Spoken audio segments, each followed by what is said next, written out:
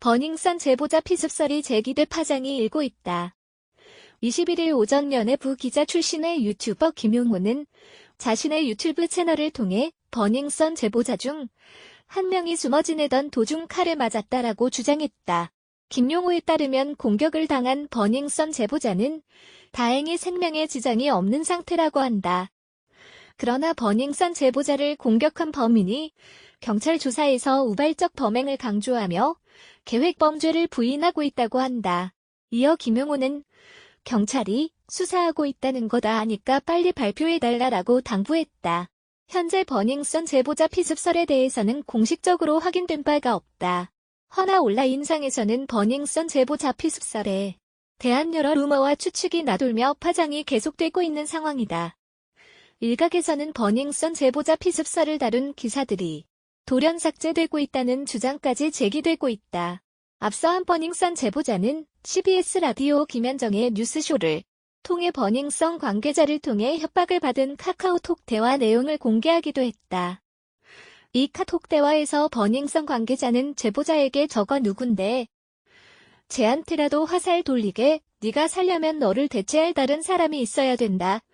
빠지고 싶으면 내부 고발자가 누군지 알아내야 한다라며 몰아세우고 있었다. 버닝썬 사건 최초 제보자가 칼에 찔렸다는 소문에 경찰이 사실이 아니라고 해명했다.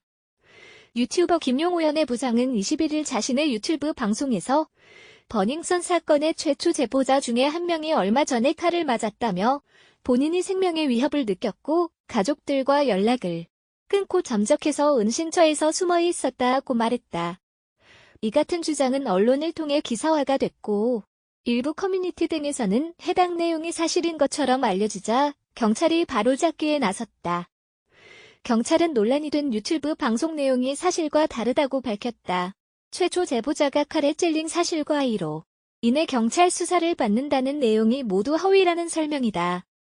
버닝썬 사건을 담당한 서울지방경찰청 광역수사대 관계자는 해당 유튜브의 내용을 전한 언론 보도 등에 정확한 사실관계를 전달하고 있다며 유튜브의 내용은 사실이 아니다라고 말했다. 하지만 경찰의 이 같은 주장에도 대중은 오히려 경찰은 못 믿는다라는 반응을 보이며 비판의 목소리를 내고 있다. 이는 최근 일부 경찰 관계자가 뺑소니, 폭행, 음주운전 등 각종 사고에 얽히기 시작하면서 경찰에 대한 신뢰가 떨어졌기 때문인 것으로 해석된다.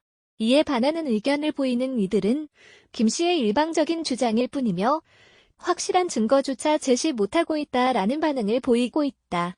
한편 김 씨는 현재 버닝썬 제보자와 관련된 또 다른 방송을 준비 중인 것으로 전해졌다. 버닝썬 제보자 키워드가 예상대로 각종 온라인을 뜨겁게 달구면서 또 다른 이슈의 근원지 및 생산지로 자리매김하고 있다.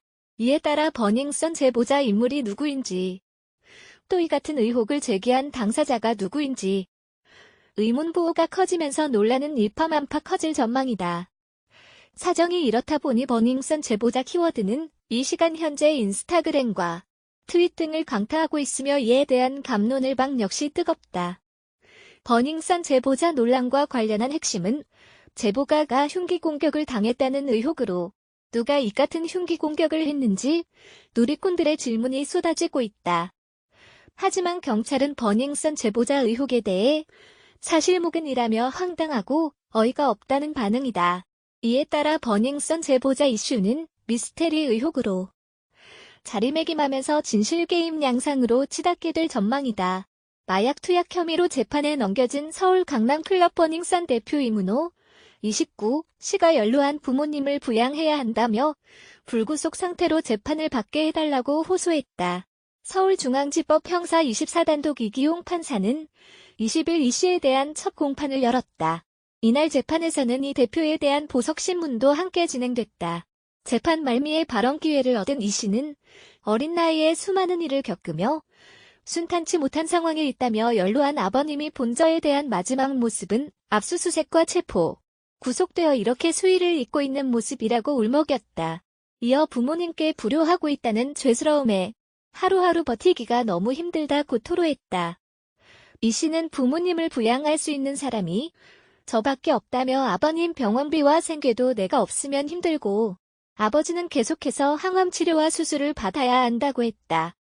또 보석이 허가된다면 편찮으신 아버님과 연로한 어머님을 최선을 다해 부양할 것이라며 선처를 호소했다. 이 대표 측은 증거인멸이나 도주의 우려가 없다며 보석 신청을 허가해달라고 요청했다.